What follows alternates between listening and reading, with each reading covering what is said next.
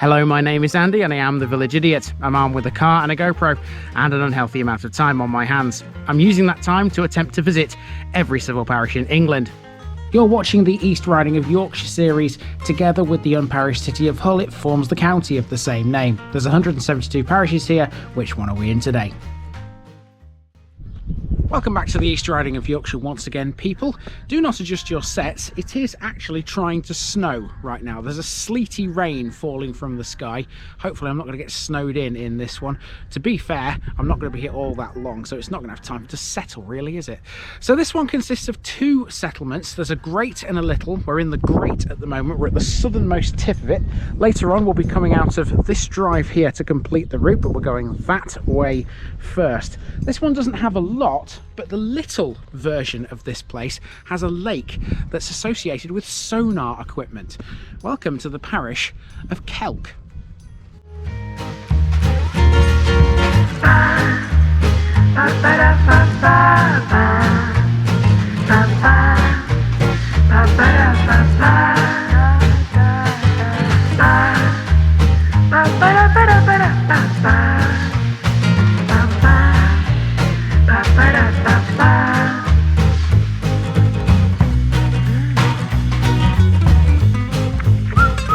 Here's my disclaimer for people who may be watching me for the first time. I say things as I would in my native accent and dialect. As a result, I may not pronounce things in the same way as the locals do. Remember, I'm a visitor. It's impossible to know everything.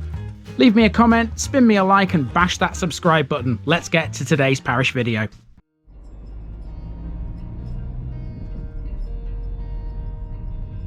Kelk, Chalky place.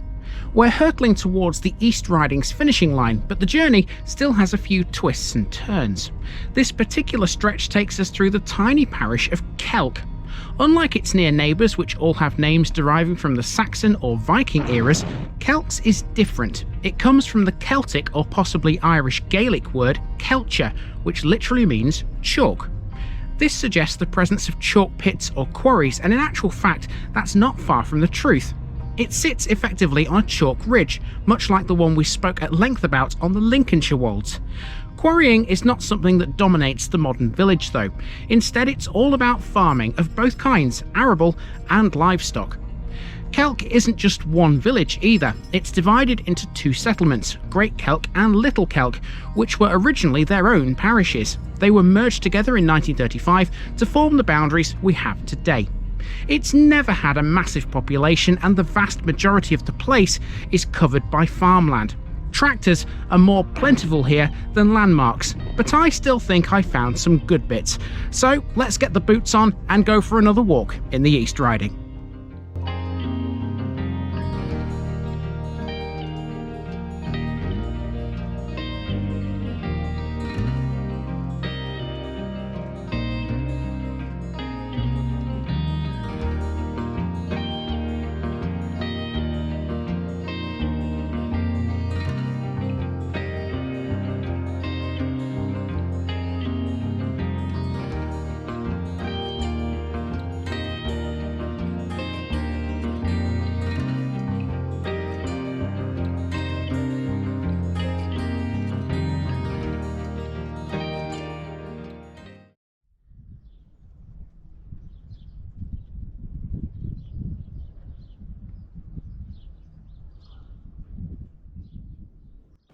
We start on Main Street at the southern end of Great Kelk, the larger of the two villages.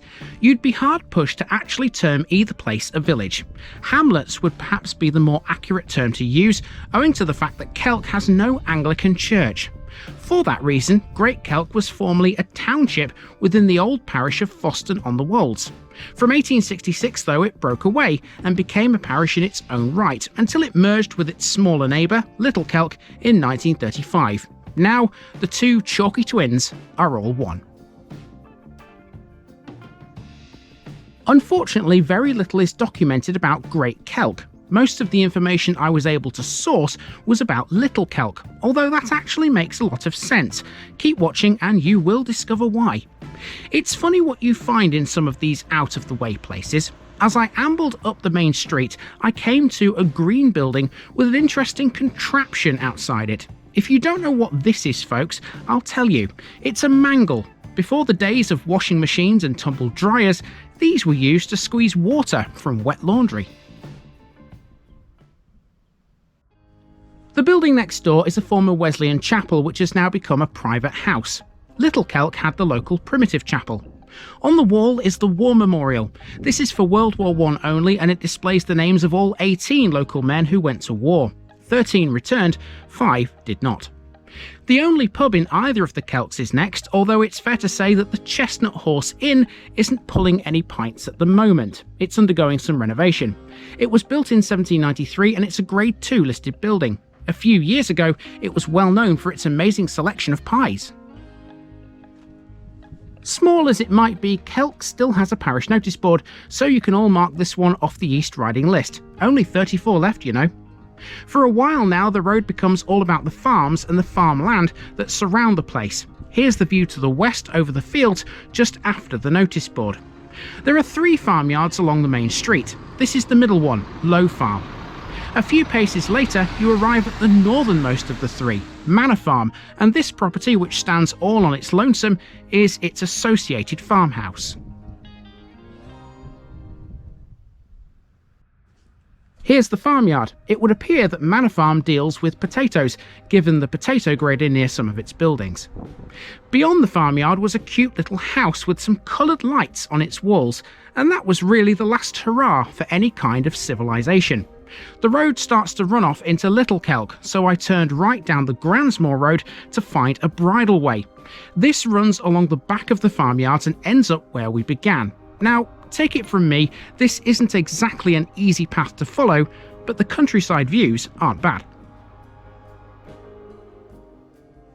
Heavily overgrown in places, the bridleway runs through the back of the farms across some pretty unkempt land.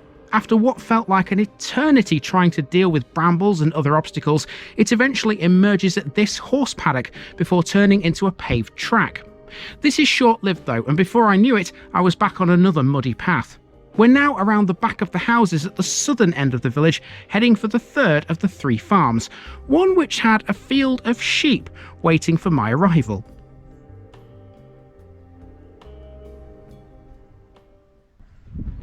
Okay, so I kind of went a bit wrong. The path sort of ended. It shouldn't really have ended where it did, quite frankly, because my map says it carries on. So I've had to come through this farmyard here.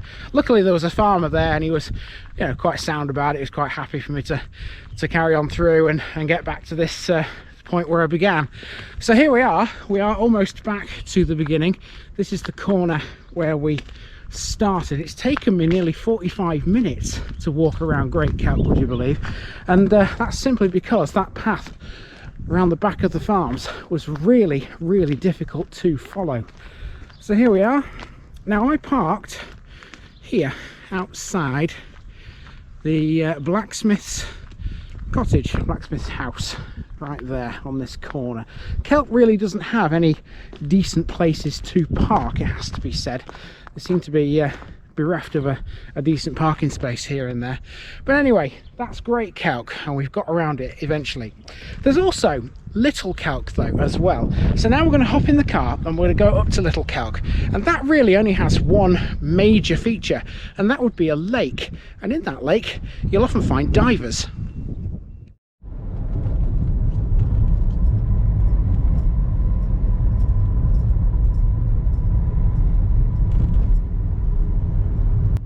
So now we're heading north through Little Kelk. Effectively, this is just a continuation of Great Kelk's main street, and it hasn't got an awful lot. Again, it's more clusters of buildings or isolated farmhouses. There's no real village centre. However, in medieval times, historians believe Little Kelk was the much larger of the two. The fields around the village show a complex of medieval earthworks and crop marks. These have been interpreted as the remains of a possible shrunken village, or perhaps that of a monastic grange established by Bridlington Priory. This would explain the name of their location, Nunnery Hill, the junction of the roads leading to Lowthorpe, Burton Agnes and Great Kelk. The road to Burton Agnes has Little Kelk's most interesting feature. This is Kelk Lake, but it's not for fishing. Instead, its 60,000 square metres are used by Neptune Sonar.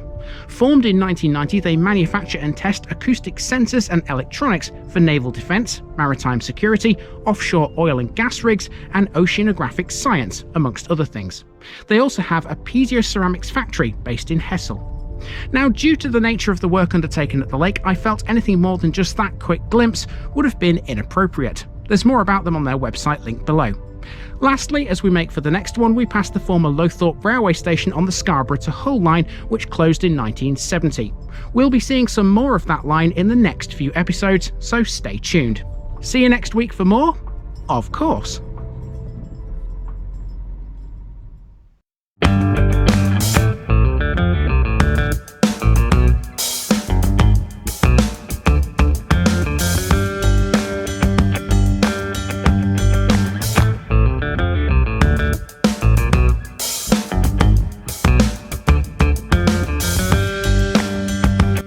Thanks for watching this video, folks. Don't forget to like this episode if you haven't already. It really makes a difference with YouTube. If you're new here, subscribe to the channel for more videos like this, and give us a share too if you've got friends who'd like it. You can find all the links to my social media accounts below, as well as my Buy Me a Coffee page where you can donate to the channel. Also, if you've enjoyed this episode, have a look at some more videos in this series. Until next time, I've been Andy, also known as the Village Idiot, and I'm out.